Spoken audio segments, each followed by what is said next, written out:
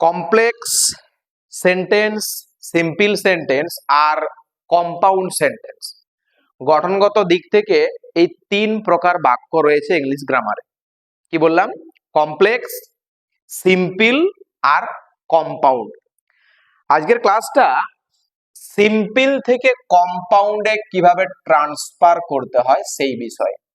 এই ইংলিশ গ্রামারের সবচেয়ে বড় চ্যাপ্টার হলো ট্রান্সফরমেশন অফ সেন্টেন্সেস। এর মধ্যে অনেক কিছু থাকে, ডিগ্রি চেঞ্জ থাকে, সিম্পল কমপ্লেক্স কম্পাউন্ড থাকে, আবার জয়নিং থাকে, স্প্লিটিং থাকে, অ্যাফার্মেটিভ নেগেটিভ থাকে, অনেক কিছু। তো টপিকটা কি? Simple to compound. মনে রাখবো একটা কথা, যে আমাকে যখন ব্র্যাকেটে উল্লেখ করে দেওয়া থাকবে যে বাক্যে ট্রান্সফার করতে হবে, তো ওর আগে আমরা দেখব যে সেন্টেন্সটা আমাকে দেওয়া আছে সেই সেন্টেন্সটা কোন সেন্টেন্স, সেটা কি সিম্পল নাকি কমপ্লেক্স নাকি কম্পাউন্ড। এবার এখানে চ্যাপ্টারটাতে কি দেওয়া আছে? সিম্পল। তাহলে আমরা আগে সিম্পলের বৈশিষ্ট্যটা দেখব। যদি একটু মনে রাখতে পারি বাকিটা একদম সোজা। সিম্পলের বৈশিষ্ট্যটা কি?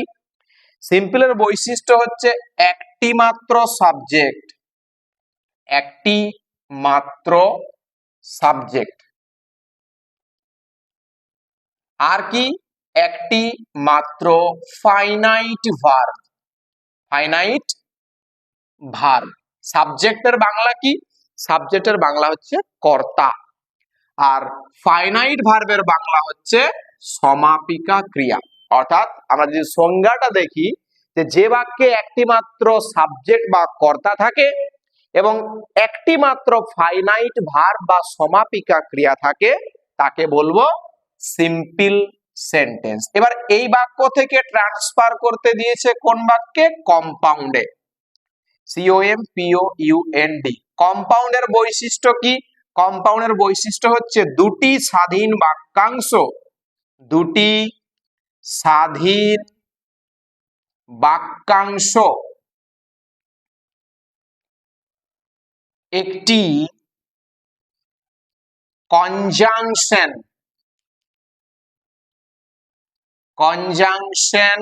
দ্বারা যোগ হয়। ঠিক আছে? দুটি স্বাধীন বাক্যাংশ যখন একটা কনজাংশন দ্বারা যোগ করা হয় তখন তাকে কম্পাউন্ড সেন্টেন্স বলে। আর এই কনজাংশনটার বাংলা কি? কনজাংশনের বাংলা হচ্ছে অব্যয়। অর্থাৎ দুটি শব্দ বা দুটি বাক্যকে যে শব্দটা যুক্ত করতে পারে তাকে বলা হয় conjunction. And, or, but, either, or, neither, nor, এই সমস্ত লিঙ্কার গুলো বা কনজাংশন গুলো কম্পাউন্ড সেন্টেন্সে দেখা যায়। তাহলে টাস্কটা আমাদের বুঝতে পারলাম নিশ্চয়ই। সিম্পল সেন্টেন্সের বৈশিষ্ট্য থেকে আমাদেরকে কম্পাউন্ড সেন্টেন্সের বৈশিষ্ট্যে কনভার্ট করতে হবে। বিষয়টা জটিল, কিন্তু একটু মনে করে বুঝবো তাহলে সোজা লাগবে। প্রথম বাক্যটা যদি দেখি, she will succeed with your assistance. সে সফল হবে তোমার সহায়তায়। আমাদের ইংলিশে প্রবলেম হয় একটা কারণেই, যে আমরা শব্দগুলো চিনতে পারি না।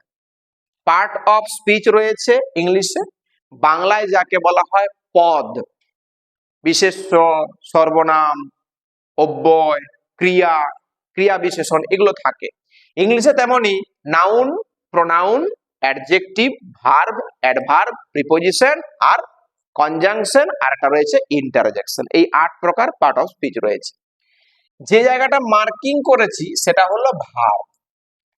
একটা বাক্যকে নিজের আয়ত্তের মধ্যে আনতে গেলে সবচেয়ে বড় জরুরি হচ্ছে ওই বাক্যের ভার্বটাকে খুঁজে নেওয়া। একটা বিশাল গরু, সেই গরুকে ডাক্তার যখন ইনজেকশন দেয়, গরুর মালিককে বা বাড়ির মালিককে বলে যে গরুটাকে ধরতে হয়।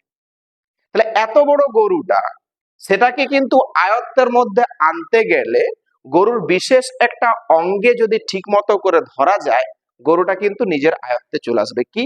ওই নাকের অংশটা।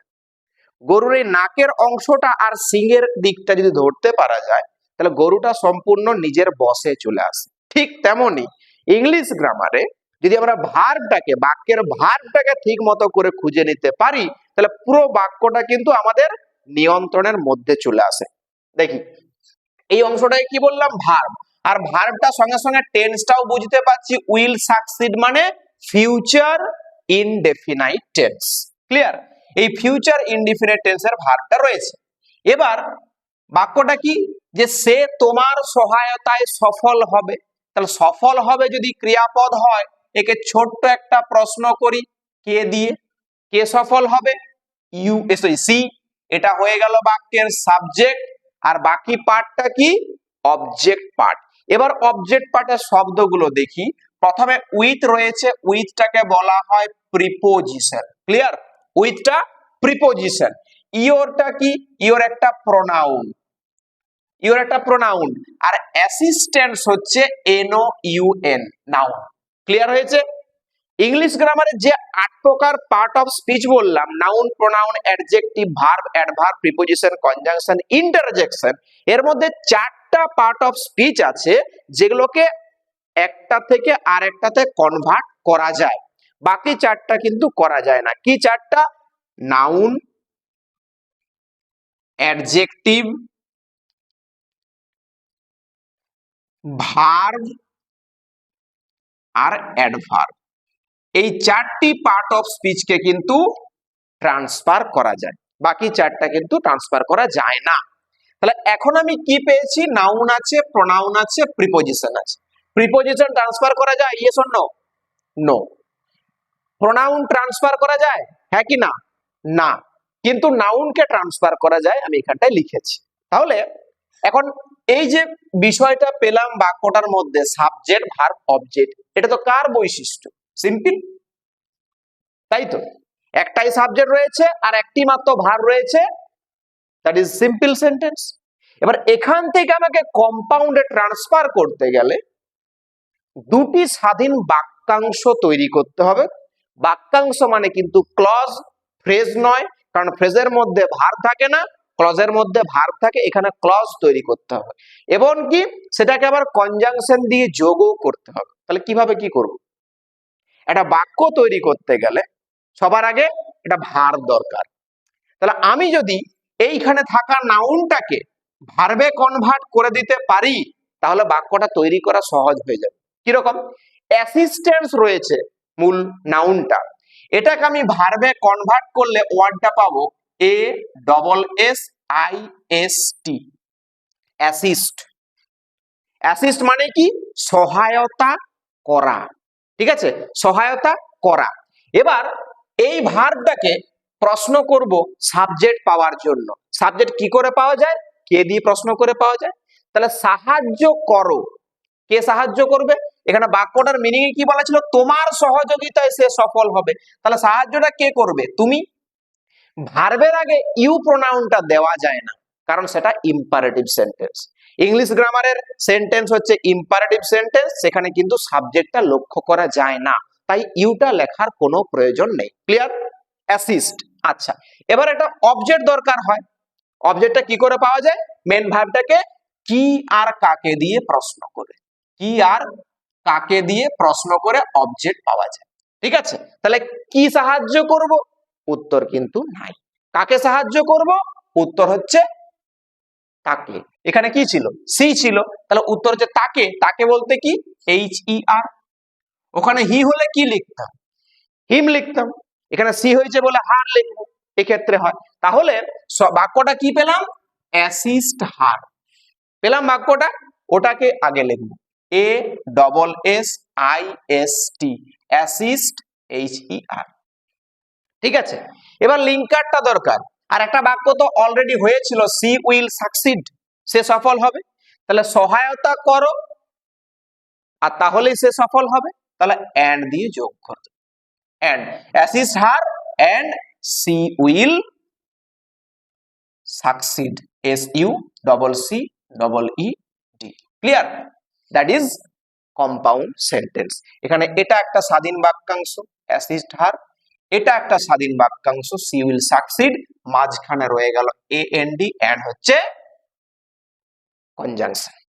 ক্লিয়ার? নেক্সট 2 নম্বর বাক্য। ক্লাইম্বিং আপ দ্য টেবিল, টেবিলের উপরে উঠে he clean the ceiling fan, সে সিলিং ফ্যানটা পরিষ্কার করেছিল। যদি পুরো বাক্যের মধ্যে দেখি আমরা কটা ভার্ব পাচ্ছি, ক্লিনড, পরিষ্কার করেছিলটা ভার্ব। কে পরিষ্কার করেছিল? সে। সাবজেক্ট, একটাই সাবজেক্ট একটাই ভার্ব। কোন সেন্টেন্স? সিম্পল। চ্যাপ্টারের শুরুতে হেডিং কি ছিল? সিম্পল, অন্য কোনো বাক্য নেই। তাহলে সিম্পল থেকে কম্পাউন্ডে ট্রান্সফার করব, প্রসেসটা একই, আমাকে দুটো বাক্য বানাতে হবে। তাহলে বাক্য বানানো মানে খেয়াল করব ভার্ব প্লাস আইএনজি, কোন শব্দ যদি চোখে পড়ে, বাক্যের মধ্যে থাকা ভার্ব প্লাস আইএনজি যুক্ত কোন শব্দ যদি চোখে পড়ে, সেটাকে কিন্তু ভার্ব বানানো যায়। অর্থাৎ ক্লাইম্বিং আছে, এখানে ক্লাইম্বিংটা হলো পার্টিসিপল, ক্লাইম্বিংটা পার্টিসিপল। যদি আমি ক্লাইম্বিংটাকে ভাঙি তাহলে CLIMB পাবো, তাই তো? ক্লাইম্ব। এবার এই পাশে কোন টেন্সটা ছিল?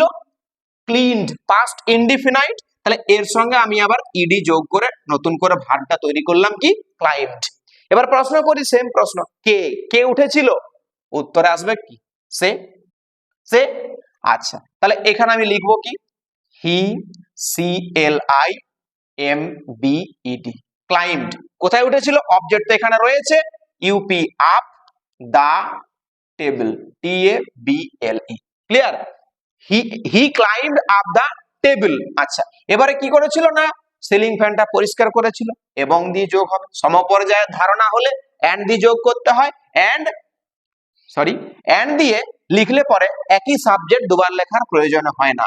And cleaned, CLEANED, cleaned the ceiling fan, FAN। একটা প্রশ্ন কিন্তু মাথায় আসতে পারে, যে বাক্যটা নতুন করে তৈরি করা হলো সেটাই কি আগে লিখতে হবে? ওটা কি পরে লিখলে অসুবিধা হতো? হতো। কেন বলে দিচ্ছি, এই যে ক্লাইম্ব শব্দটাকে পেলাম, এটা কার থেকে পেয়েছিলাম? এই পার্টিসিপেলটা থেকে। একটা ভার্বকে পার্টিসিপেল করা আছে মানে সেই ক্রিয়ার কাজটা কিন্তু আগে সম্পন্ন হয়েছিল, তাই ওই বাক্যটা আমাকে আগেই লিখতে হবে, পরে লিখলে উত্তরটা কিন্তু ভুল। Clear? Next, number 3, you must rest to avoid losing your health. You must rest, তোমাকে বিশ্রাম নিতে হবে, to avoid losing your health, স্বাস্থ্যের অবনমন যদি না ঘটাতে চাও তো। এখানে ভার্ব কোনটা রয়েছে? মাস্ট রেস্ট, বাকি কিন্তু আর কোনো ভার্ব নেই। এই পর্যন্ত আমি একটা জায়গায় ব্যারিগেড তৈরি করব, কারণ এখানে একটা কথা আমি লক্ষ্য করতে পাচ্ছি, টু অ্যাভয়েড। ভার্বের আগে টু থাকা মানে তাকে কি বলা হয়? ইনফিনিটিভ, অসমাপিকা ক্রিয়া। এই অসমাপিকা ক্রিয়ার আগের অংশটা আমি এখানে লিখে রাখি, you must, MUST, must rest, REST, rest. এই জায়গায় একটু মডিফাই করতে পারি, আমি টেক শব্দটাকে আনতে পারি, টেক রেস্ট, না আনলেও কোনো ভুল নয়, ইউ মাস্ট টেক রেস্ট। আচ্ছা, এবার টু অ্যাভয়েড কে আমি যদি ভাঙি তাহলে কি পাবো? অ্যাভয়েড ভার্ব পাচ্ছি, অ্যাভয়েড ভার্ব পাচ্ছি। আর আমার এখানে মিনিংটা কি ছিল? তোমাকে অবশ্যই বিশ্রাম নিতে হবে, ঠিক আছে? তা না হলে কি হবে? তা না হলে কি হবে? অর, অথবা শরীরের ঘাটতি ঘটবে। অর, সাবজেক্টটা কে? এখানে যে সাবজেক্ট ছিল সেটাই, ইউ উইল লস, LOSS। এই যে পার্টিসিপলটা ছিল এইটাকে আমি ভার্বে কনভার্ট করলাম। খেয়াল রাখবো একটা ব্যাপার, যে ইনফিনিটিভ প্লাস পার্টিসিপল দুটো পাশাপাশি থাকলে ইনফিনিটিভটাকে আমরা কিন্তু ভার্বে কনভার্ট করতে পারবো না, পার্টিসিপলটাকে ভার্বে কনভার্ট করতে হবে, কারণ ইনফিনিটিভ হচ্ছে অসমাপিকা ক্রিয়া, কোনো প্রাধান্য নেই, সম্পূর্ণ অর্থ তৈরি করতে পারবে না। তাই পার্টিসিপলটাকে ব্রেক করে কি করলাম? LOSS, loss. তারপর অবজেক্টটা কি ছিল? YOUR, your, HEALTH, health. Next, number 4, work hard to pass the examination, কঠোর পরিশ্রম করো পরীক্ষায় পাস করতে। এই যে ওয়ার্ক, কাজ করো, এটা ভার্ব, বাকিটা আর কোনো ভার্ব দেখতে পাচ্ছি কি? না, এখানে একটা ইনফিনিটিভ রয়েছে। তাহলে এই অংশটাকে দেখি আমরা, WORK, এখানেই সীমারেখা তৈরি করে দিই, ওয়ার্ক হার্ড, HARD, ঠিক আছে? ওয়ার্ক হার্ড, কঠিন পরিশ্রম করো, তা না হলে অর, তুমি পরীক্ষায় পাস করতে পারবে না। এই যে টু পাস লেখা আছে ইনফিনিটিভ, ইনফিনিটিভ হচ্ছে অসমাপিকা ক্রিয়া, আর অসমাপিকা ক্রিয়াকে ব্রেক করলে ফিউচার টেন্স আসে, মোডাল ভার্ব ইউজ করতে হয়। তাহলে work hard or you can not pass, you can not pass the examination. Work hard or you cannot pass the examination. Next, number 5. Through his sincere efforts, he won the first position.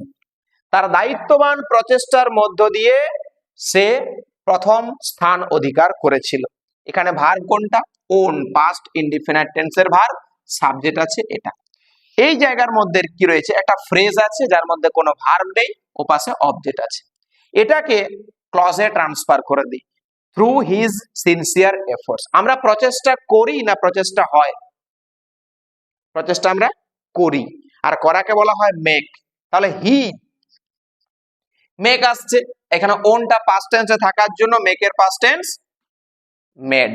He made sincere efforts, SINCERE, sincere efforts, EFFORTS.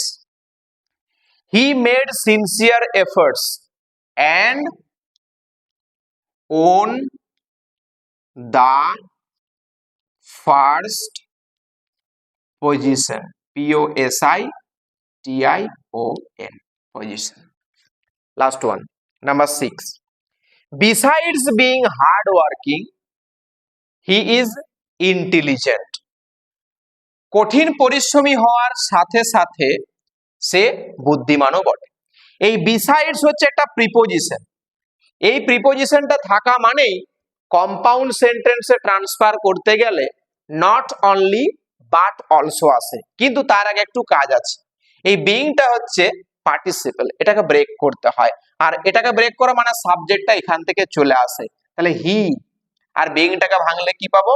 Is. B আসছে, আর B এর ফর্মটা কি? সিঙ্গুলারে is. তাহলে he is not only hard working, hard, WORKING, he is not only hard working, এবার but also intelligent, INTELLIGENT. He is not only hard working but also intelligent.